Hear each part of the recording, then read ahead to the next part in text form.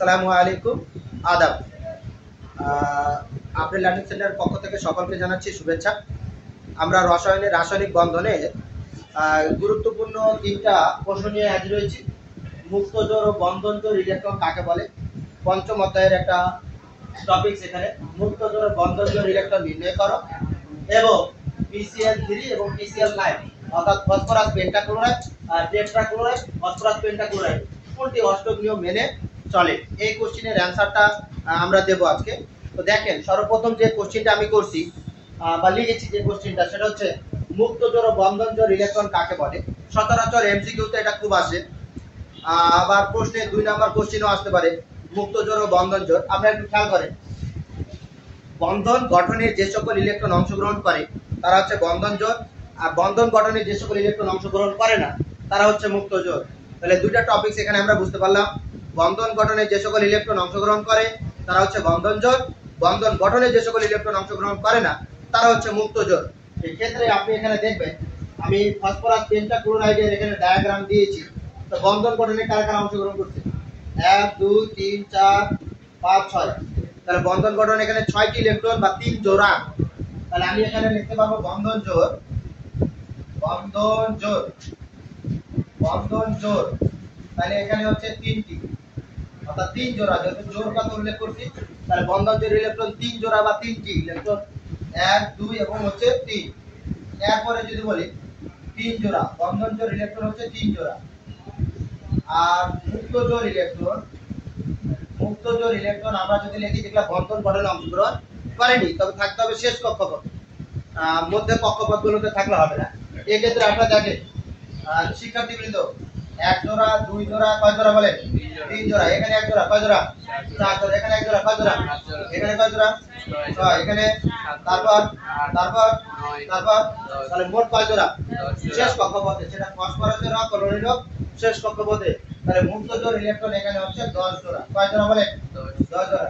সুপ্রিয় শিক্ষার্থী, এখানে PCl5 এর ডায়াগ্রাম অর্থাৎ ফসফরাস পেন্টাক্লোরাইডের ডায়াগ্রাম আছে।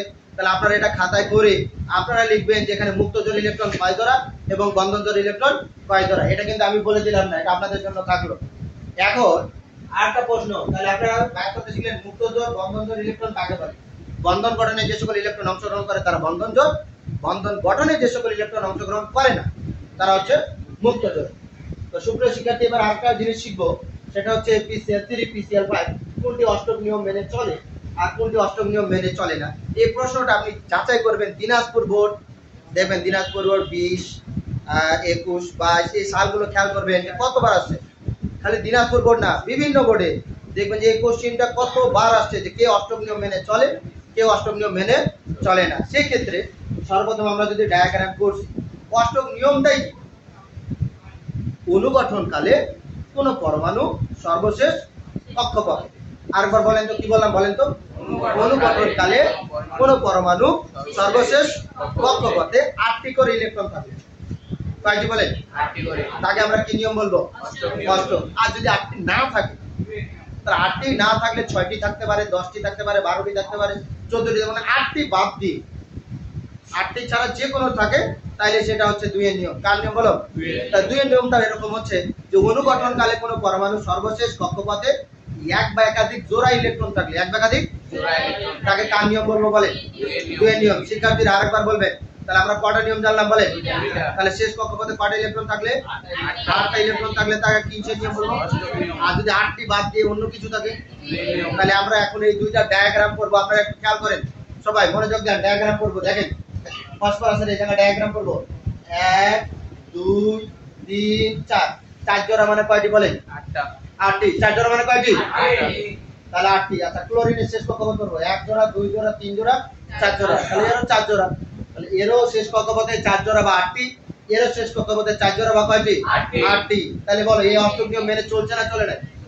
আপনাকে খালি লিখতে হবে যে ডায়াগ্রাম থেকে দেখা যায় ফসফরাসের শেষ কক্ষপথে 8টি ইলেকট্রন বিদ্যমান এবং ক্লোরিনের শেষ কক্ষপথে 8টি ইলেকট্রন বিদ্যমান। সুতরাং PCl অর্থাৎ ফসফরাস টেট্রাক্লোরাইড অষ্টক নিয়ম মেনে চলেছে।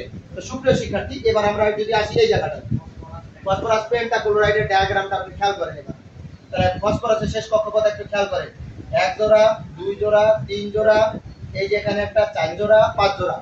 তাহলে 5 জোড়া মানে কয়টি বলেন বলেন 5 জোড়া মানে কয়টি কথা বলেন 5 জোড়া মানে কয়টি তাহলে ফসফরাসের শেষ কক্ষপথে কয়টি ইলেকট্রন রয়েছে 10টা তাহলে এখানে ফসফরাস কি অষ্টক নিয়ম মেনে চলেছে এখন হতে পারে ক্লোরিনের শেষ কক্ষপথে 8টা করে আছে থাকুক কিন্তু এখানে তাহলে 2 এর নিয়ম মেনে সরি 8 এর নিয়ম মেনে এটা কার নিয়ম মেনে চলেছে 2 এর নিয়ম কার নিয়ম বলেন 2 এর নিয়ম তাহলে সুপ্রিয় শিক্ষার্থী আমরা আজকে কয়টা কোশ্চেনের উত্তর শিখলাম বলেন তিনটা কয়টা মুক্ত জোড় আর বন্ধন জোড় ইলেকট্রন কাকে বলে আরেকবার বলেন কি বললাম বলো মুক্ত জোড় আর বন্ধন জোড় ইলেকট্রন কাকে বলে আরেকটা প্রশ্ন কি শিখলাম মুক্ত জোড় বন্ধন জোড় ইলেকট্রন নির্ণয় করা শিখলাম শিখছি কিনা আরেকটা প্রশ্ন শিখছি যে কে অষ্টক নিয়ম মেনে চলে আর কে অষ্টক নিয়ম মেনে চলে না তাহলে এই তিনটা প্রশ্ন খুবই গুরুত্বপূর্ণ পঞ্চম অধ্যায় থেকে আপনারা অবশ্যই দেখবেন সুন্দর করে ধন্যবাদ আজকে এই পর্যন্তই আবার দেখা হবে কোনো ক্লাস